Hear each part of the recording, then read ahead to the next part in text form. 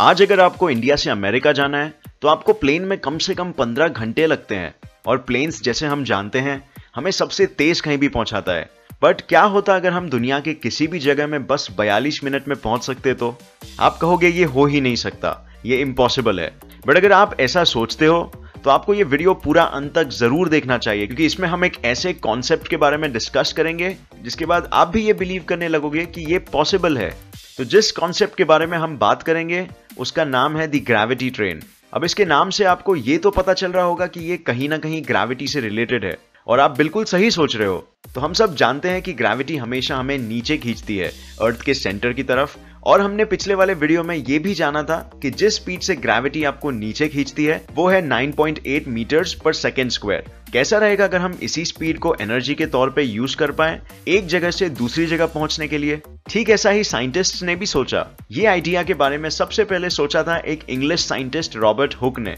उन्होंने इस चीज के बारे में आइजैक न्यूटन को एक खत लिख के भी बताया था कि पृथ्वी के अंदर कोई भी चीज एक जगह से दूसरी जगह कैसे ट्रैवल कर सकती है। बट वो टाइम पे इस आइडिया को इतना सीरियसली नहीं लिया गया। फिर कई सालों बाद 1960s में ये आइडिया वापस से रीडिस्कवर किया गया और इस पे कई साइंटिस्ट रिसर्च करने लग गए। तो बेसिकली इसका कॉन्सेप्ट बहुत सिंपल है। ट्रेन के लिए एक अंडरग्राउंड टनल होगा जो कि एक बाहर खड़े इंसान को नीचे पृथ्वी की गहराई की तरफ जाते हुए दिखेगा। इस सुरंग के एक साइड में होगा एक शहर का प्लेटफॉर्म और दूसरे साइड में होगा दूसरे शहर का।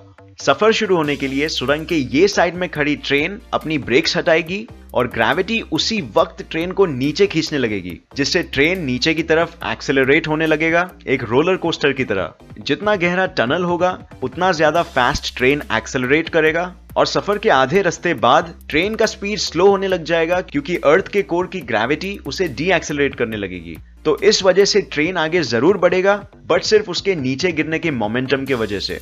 और ये स्पीड धीरे धीरे कम होती जाएगी जब तक ट्रेन अपनी मंजिल तक ना पहुंच जाए, जहां उसकी स्पीड कंप्लीटली जीरो हो जाएगी। और अगर अर्थ एक परफेक्ट सर्कल के शेप का होता तो हम किसी भी जगह एग्जैक्ट 42 मिनट्स और 12 सेकेंड्स में पहुंच सकते थे। बट क्योंकि अर्थ का शेप परफेक्टली सर्कुलर नहीं है, इसीलिए हम रियलिस्टिकली 42 मिनट्स 12 सेकेंड से थोड़े बहुत सेकेंड्स या 1-2 मिनट आगे पीछे रहेंगे। अब आप सोच रहे होंगे कि ये कैसे पॉसिबल है, क्योंकि कोई भी दो जगहों के बीच डिस्टेंस कभी भी सेम नहीं होता, तो सेम टाइम में कैसे पहुंच सकते हैं?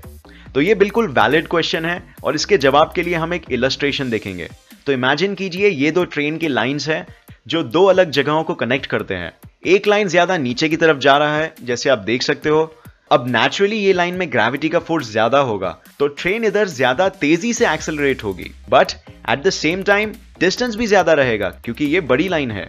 तो ऐसे ही अगर हम डिस्टेंस और स्पीड को कैलकुलेट करेंगे पृथ्वी के किसी भी जगह पे, तो हम कहीं भी हमेशा 42 मिनट्स के करीब ही पहुंचेंगे।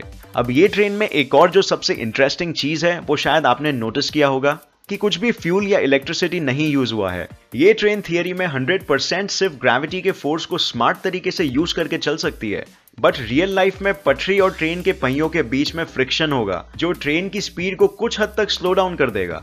तो इसके लिए या तो हमें कम क्वांटिटीज में फ्यूल लगेगा या फिर हम ऐसे ट्रेन्स बना सकते हैं जो पटरी से मैग्नेटिकली लेविटेटेड हो। और इसके अलावा ट्रेन्स को टनल के अंदर एयर रेजिस्टेंस का भी सामना करना पड़ेगा। तो ये कोई बड़े प्रॉब्लम्स नहीं है और इनसे हम आसानी से डील कर सकते हैं। बट जो असल में बड़े प्रॉब्लम्स है वो ये है कि अब तक हमारे पास उस लेवल का इंजीनियरिंग नहीं है कि हम पृथ्वी के इतनी गहराई में ट्रेन के टनल्स बना सके। कैलकुलेशंस ये बताते हैं कि हमें एटलीस्ट अर्थ के लगभग 55 किलोमीटर गहराई में सुरंग बनानी पड़ेगी इस कॉन्सेप्ट को काम करने के लिए, जो अब तक इंसानों द्वारा खोदे गए सबसे गहरे गड्ढे कोला सुपर डीप बोरहोल से 4.5 गुना ज्यादा है। हम लिटरली अर्थ के मैंटल तक पहुंच जाएंगे, जहां ऑन एवरेज टेम्परेचर होगा अराउंड 500 to 900 डिग्री सेल्सियस। और इतना ही नहीं, हमें अर्थ के इनर क्रस्ट में कई जगह लिक्विड मैग्मा भी मिल सकता है जो बहता होगा पत्थरों के बीच। हमारे पास इतने स्ट्रॉन्ग मेटल्स इतनी ज्यादा मात्रा में अब तक नहीं है जो ये सब झेल सके।